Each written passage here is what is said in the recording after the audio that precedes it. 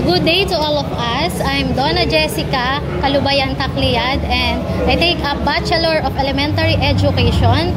So I'm currently 30 years old na po and married na po ako.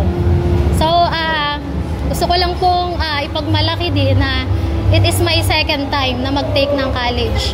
Dati po, way back 2012, pumasok na din po ako sa PKM. And also, I would like this opportunity din po to mention one of the instructors sa PKM na nagbigay sa akin ng motivation para bumalik po sa pag-aaral. And siya po si Ma'am Hanilet Pasachem po. Of course, everyone is also curious. Ilang oras ka po nag-aaral sa isang araw? Dun sa oras ng pag-aaral, honestly po, dahil nga po ako ay isa ng married, meron na po akong anak, yung gabi lang po yung time para po makagawa ako ng mga activities dahil po sa dami ng gawain sa buong araw. And syempre, time management lang, kakayanin. Kaya nga, eto, nandito ako sa harapan nyo ngayon. Sa kabila ng lahat ng pagsubok sa 4 na taon na pag-aaral ng education, nakaya naman sa pamamagitan ng scheduling. So, yun, ine-schedule ko lang yung mga gagawin ko sa buong araw. Ano-ano nga ba ang mga study habits mo? Bilang isang mabuting mag-aaral, Char.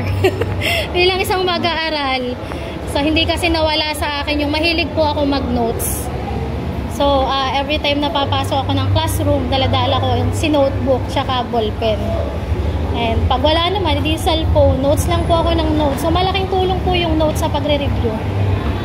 I swear. So, gawing habit din po ninyo yung pagsulat.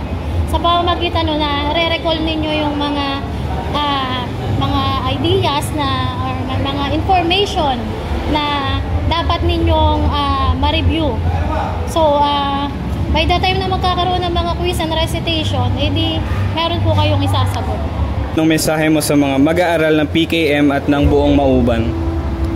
Of course, gusto ko lang pong sabihin sa mga mag-aaral ng Pambayang Kolehiyo ng Mauban. So, lagi po nating i-grab yung mga opportunities na binibigay sa atin kasi sayang po talaga. So, kung meron pang mga bagay kung may mga bagay man na hindi natin kayang ipilit, katulad ko po. So, ako po ay hindi pinalad na makapagtapos noon dahil po sa financial incapability or financial reason. At yun, hindi pa rin po ako nawala ng pag-asa. So, naon naman yung aking pag-aasawa. So, nanatili pa rin po yung aking, yung desire po ng aking puso na makapagtapos. At, yun nga, makuha po yung degree na pinapangarap ko. Gusto mo ba na maging louder rin ang mga kapwa mo estudyante?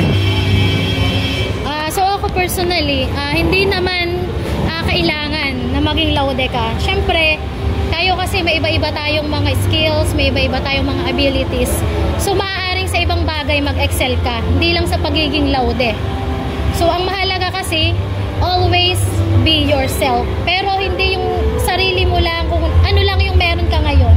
Siyempre, try to be better version. Siyempre, kailangan meron tayong pagbabago.